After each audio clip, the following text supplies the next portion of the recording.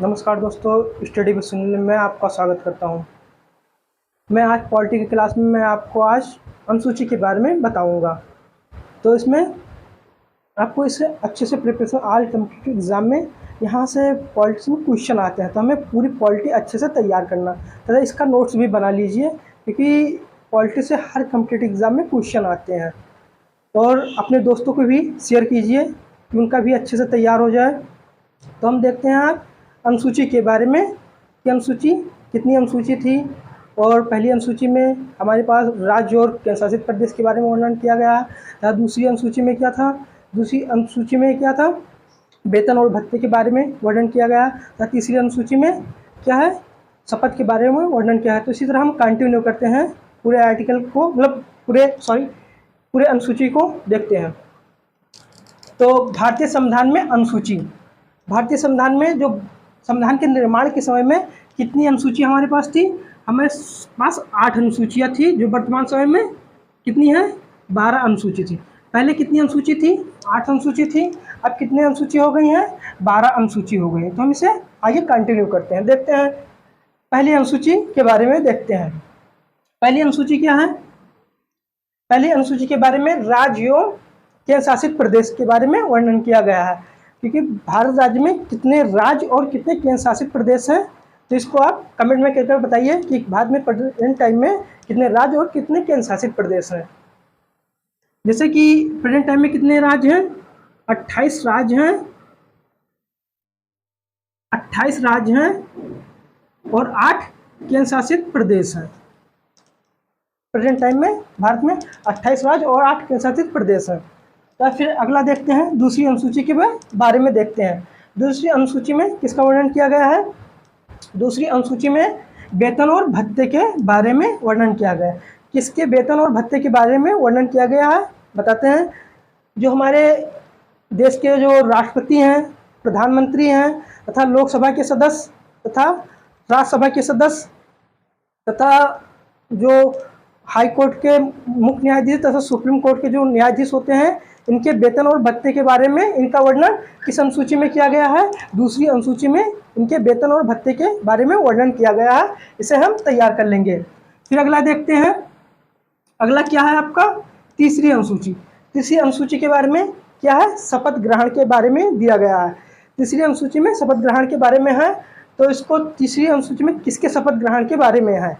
तो जो भारत के राष्ट्रपति होते हैं, राज्यपाल होते हैं तथा जो प्रधानमंत्री हैं तथा मुख्यमंत्री जो होते हैं, इनके शपथ ग्रहण का वर्णन इसमें किया गया है। जो भारत के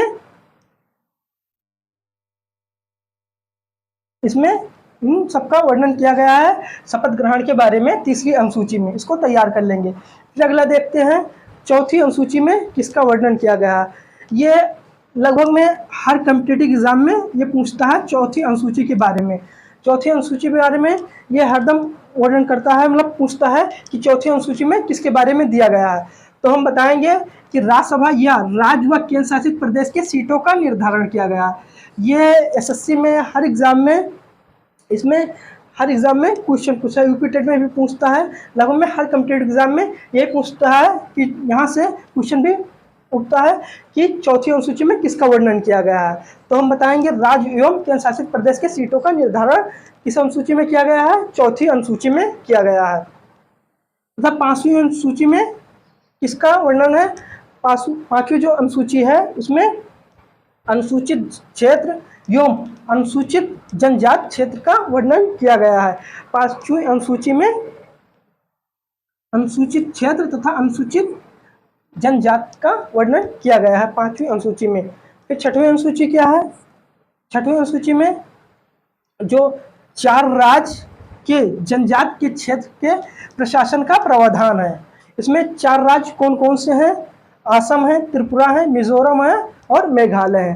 तो इसको हम ट्रिक से किस तरह याद करेंगे? ये टी एम स्क्वायर। अब इसको 8TM स्क्वायर होगा। अभी इसे ये से क्या हो जाएगा? असम हो जाएगा, टी से त्रिपुरा और फिर यम से क्या हो जाएगा? मिजोरम और फिर एक एम से क्या हो जाएगा? मेघालय। तो इसे हम ATM के शॉर्ट ट्रिक से इसको याद करेंगे कि जो 6वीं अनुसूची में है किन 4 राज्यों का वर्णन है कि, तो इसमें बताएंगे असम है, त्रिपुरा है, मिजोरम है और मेघालय है। एटीएम के शॉर्ट ट्रिक से आपको याद करना है। फिर है 7वीं अनुसूची। 7वीं अनुसूची में क्या है, ये राज्य तथा संघ तथा समवर्ती सूची के बारे में इसमें सूचियों का वर्णन किया गया है। ये 7 है 7वीं, तो ये अनुसूची 7 से 7वीं और 7 से संघ सूची के बारे में वर्णन है। तो इसको हम इसी तरह याद कर लेंगे, 7 से 7वीं हो गया और 7 से सूची हो गया। तो इसे हम किस तरह याद करेंगे कि 7 से जो 7वीं अनुसूची है तथा इसमें अनुसूची के बारे में वर्णन है। फिर देखते हैं राज्य व केंद्र शासित प्रदेश के शक्ति का बंटवारा। इसमें जो राज्य और केंद्र शासित प्रदेश है इसमें इन शक्तियों का बंटवारा किया गया है। इसमें देखते हैं इसमें 3 अनुसूची है। जो पहला अनुसूची है राज्य सूची है। इसमें राज्य सूची में जो पहले कितनी सूची थी, राज्य सूची में 66 सूची थी, जो वर्तमान में घटकर कितनी हो गई है 61 61 अनुसूची हो मतलब सूची हो गई है। पहले राज्य में कितनी अनुसूची थी 66 सूची थी और वर्तमान समय में अब इसमें 61 सूची हो गई है। तथा संघ में पहले कितनी सूची थी, जो संघ में थी वो कितनी थी 97 थी, वर्तमान में कितनी है 100 हो गई है। जो पहले संघ में कितनी सूची थी 97 थी और वर्तमान में इसमें 100 अनुसूची हो गई है। तथा समवर्ती सूची में कितनी अनुसूची हैं ये देखते हैं। तो समवर्ती सूची में पहले कितनी सूची थी 47 थी, वर्तमान में कितना हो गया है, वर्तमान में इसमें 52 सूची हो गया है। तो हम देखते हैं इसमें जो राज्य सूची थी उसमें घटी है तथा जो संघ सूची है तथा समवर्ती सूची में बढ़ोतरी हुई है। तो हमें ये याद रखेंगे कि किस किस सूची में बढ़ोतरी, राज्य में घटा है और तथा संघ और समवर्ती सूची में बढ़ोतरी हुई है। फिर अगला देखते हैं 8वीं अनुसूची के बारे में। 8वीं अनुसूची में जो है भाषा का वर्णन किया गया है। मतलब संविधान के समय में, जब निर्माण के समय में कितनी हमारे पास भाषाएं थी, 14 भाषाओं का जो संविधान में वर्णन किया गया है। जिसे कोई कंप्यूटर एग्जाम में भी पूछ सकता है कि संविधान के निर्माण समय में कितनी भाषाओं का मतलब वर्णन था, तो आप बताएंगे 14 भाषाओं का वर्णन था। फिर वर्तमान समय में कितनी भाषा हो गई है 22 भाषा हो गई हैं। इसमें मतलब समय समय पर संशोधन होते हुए इसमें बढ़ोतरी हुई, 14 से 22 पहुंच गए हैं। तो पहला संशोधन कब हुआ था 1997 में 21वां संविधान संशोधन। 1967 में 21वां संविधान संशोधन में क्या कौन सी भाषा जोड़ी गई है, सिंध भाषा जोड़ी गई है। तथा 1992 में कौन सा संशोधन हुआ था 71वां संविधान संशोधन। उसमें कौन कौन सी भाषा जोड़ी गई है, नेपाली, मणिपुर तथा कोंकणी। नेपाली, मणिपुर तथा कोंकणी भाषा किस संविधान संशोधन में जोड़ा गया है 1992 संविधान संशोधन। 1992 में 71वां संविधान संशोधन में यह नेपाली, मणिपुर तथा कोंकणी भाषा जोड़ा गया है।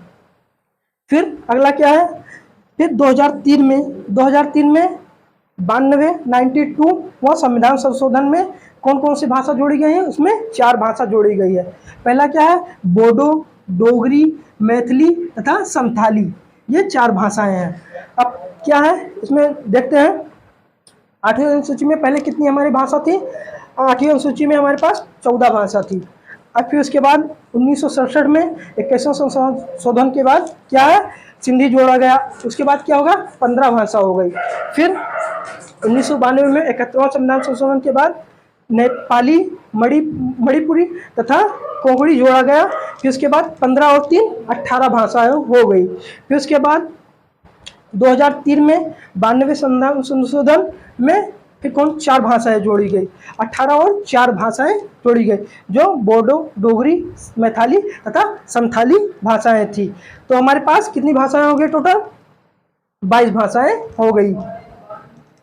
तो फिर हम इसको अच्छे से एक बार सरसरी निगाहों में फिर से तैयार कर ले रहे हैं, जिससे हमें रिपीट भी हो जाए और अच्छे से तैयार भी हो जाए। तो भारतीय संविधान में कितनी अनुसूची थी शुरुआत में 8 अनुसूची, जो वर्तमान समय में कितनी अनुसूची हो गई हैं 12 अनुसूची हो गई हैं। पहले संविधान में 8 अनुसूची थी, अब 12 अनुसूची हो गई हैं। फिर इसके बाद में पहली अनुसूची में राज्यों एवं केंद्र शासित प्रदेश के बारे में बताया गया है, तथा दूसरी अनुसूची में क्या था, दूसरी अनुसूची में वेतन और भत्ते के बारे में वर्णन किया गया है। तीसरी अनुसूची में शपथ ग्रहण के बारे में वर्णन किया गया है। और चौथी अनुसूची में राज्य व केंद्र शासित प्रदेश के सीटों का निर्धारण करता है, चौथी अनुसूची में। फिर पांचवी अनुसूची में क्या आता है, पांचवी अनुसूची में क्या है, अनुसूचित क्षेत्र तथा अनुसूचित जनजाति क्षेत्र का वर्णन है पांचवी अनुसूची में। तथा छठवीं अनुसूची में क्या है, 4 राज्यों के जनजाति के क्षेत्र का प्रशासन का प्रावधान है। कौन कौन से हैं, असम, त्रिपुरा, मेघालय और मिजोरम। इसे हम ATM के शॉर्ट ट्रिक से याद रखेंगे, ATM स्क्वायर है, इसके ट्रिक से हम याद रखेंगे।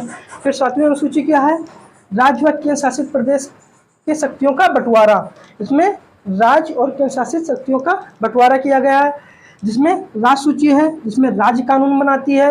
संघ सूची जो है, इसमें केंद्र सरकार कानून बनाता है। तथा समवर्ती सूची जो होती है, समवर्ती सूची में राज्य और केंद्र दोनों कानून बनाते हैं।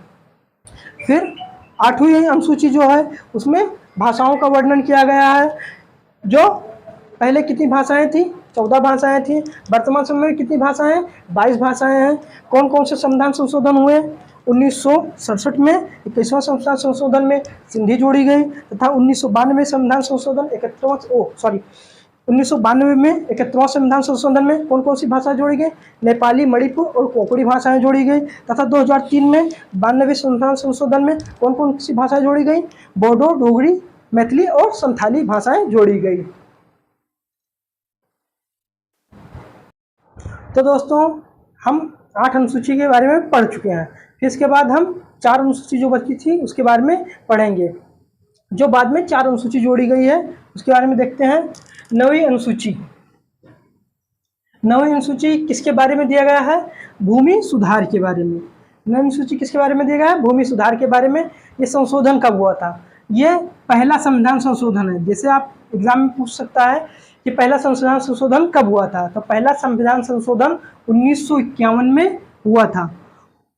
पहला संविधान संशोधन 1951 में किसके बारे में वर्णन है, 9वीं अनुसूची, जिसमें भूमि सुधार के बारे में है। भूमि सुधार के बारे में पहले इसे न्यायालय में क्या है, चुनौती नहीं दे सकते थे। अब वर्तमान समय में इसको न्यायालय में चुनौती दे सकते हैं। किसके अनुसार चुनौती दे सकते हैं, मौलिक अधिकार के अनुसार इसे न्यायालय में भूमि सुधार को चुनौती दे सकते हैं। फिर दूसरा क्या है, मतलब 10वां क्या है, 10वां अनुसूची क्या है, इसके बारे में दल बदल। दल बदल का नियम कब आया था, 52वां संविधान संशोधन 1985। जो 10वीं अनुसूची है किसके बारे में वर्णन है, 10वीं अनुसूची में जैसे 10 है और फिर क्या है, 10 है दल बदल। तो इसको हम इसी तरह याद करेंगे, 10 है 10वीं अनुसूची और 10 है दल बदल। तो 10वीं अनुसूची में दल बदल का वर्णन किया गया है। किस संविधान संशोधन के बारे में, कौन सा संविधान संशोधन है, 52वां संविधान संशोधन 1985, ये होगा। फिर अगला देखते हैं दोस्तों, 11वीं अनुसूची। 11वीं अनुसूची के बारे में क्या है, 11वीं अनुसूची, इसमें किसका वर्णन किया गया है, इसमें पंचायती राज का वर्णन किया गया है। 11वीं अनुसूची में पंचायती राज का वर्णन किया गया है। किस अनुसूची के, मतलब किस संविधान संशोधन के द्वारा, तो 73वां संविधान संशोधन 1993। ये क्या है, 1992 में ये बना था, घोषणा हुआ था, तथा 1993 में इसे जो लागू हो गया था। तो क्या हो गया, 11वीं अनुसूची किसके बारे में है, पंचायती राज के बारे में। ये भी एग्जाम में आता है कि 11वीं अनुसूची किसके बारे में वर्णन है, तो इसमें पंचायती राज के बारे में वर्णन है। तथा ये इसमें किस संविधान संशोधन है, तो 73वां संविधान संशोधन 1993। तो इसके जो विषय थे, इसमें कितने विषय थे, तो इसमें 29 विषय हैं।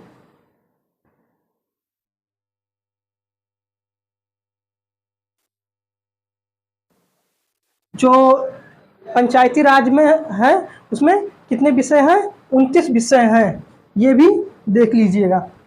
फिर अगला क्या है, 12वीं अनुसूची। 12वीं अनुसूची में किसका वर्णन किया गया है, 12वीं अनुसूची में नगर पंचायत का वर्णन किया गया है, जो किस संविधान संशोधन के अनुसार है, क्या है, 74वां संविधान संशोधन 1993 में। यह भी 1992 में तैयार हो गया था 1900 मतलब घोषणा हुआ था 1992 में तथा 1993 में लागू हुआ था। जो 74वां संविधान संशोधन 1993 है तथा जो 12वीं अनुसूची है वो नगर पंचायत के बारे में है।